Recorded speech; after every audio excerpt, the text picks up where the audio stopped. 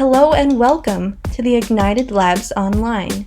In this tech tour, we'll be exploring 3D printing pens.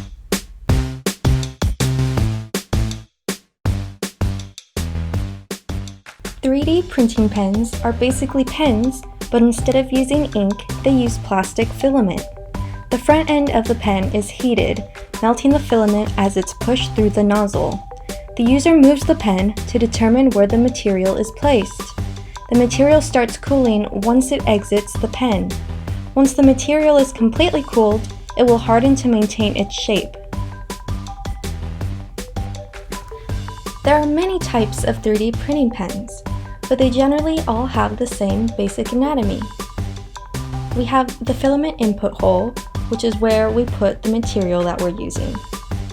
We have the filament unloading button, which allows us to remove the material we're currently using.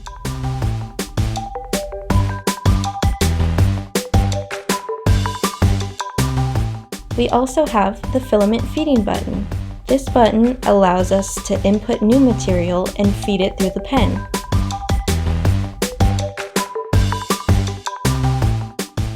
We have the speed controller, which controls the speed at which we extrude the material from the pen. We have the nozzle, which is where the material comes from. This end is very hot, so be careful not to touch it with your bare hands. There are also temperature controls, which allow us to set the appropriate temperature for the material that we're using.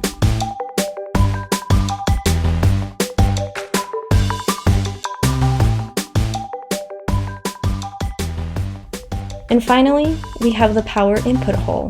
This is where we plug in the power adapter.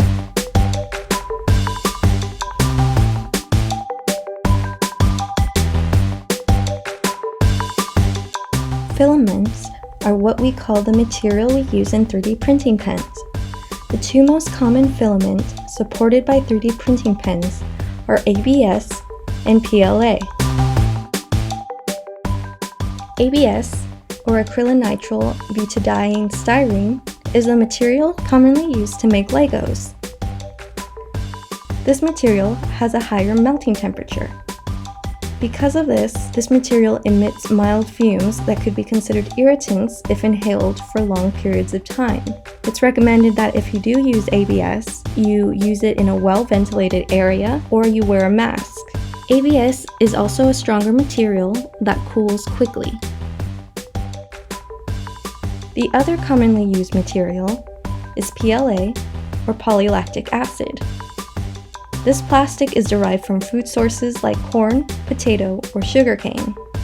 It also has a lower melting temperature and doesn't emit toxic fumes. A downside is that this material tends to be more brittle and takes longer to cool.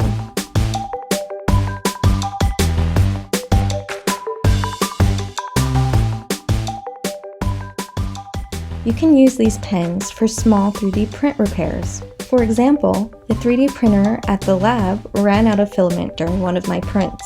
So I printed the remaining portion of my print and then used a 3D printing pen to meld both sections together. You can use the 3D printing pens for artistic and decorative work. Here you can see some examples of jewelry, fashion, and home decor. You can go to these links to learn more about these examples. There are plenty of education applications for 3D printing pens. You can draw geometric shapes, visualize scientific models like atoms, organs, and planets, and experiment with physics by drawing bridges that sustain weight or wheeled vehicles to learn about force and motion. You can go to this link to learn more about these examples here and other projects applicable to education. Hopefully you know more about 3D printing pens after this tour than you did at the start. Here are the links for the images and projects I referenced in this video. Additionally, I added a few links to peruse if you're interested in learning more about 3D printing pens and what you can make with them.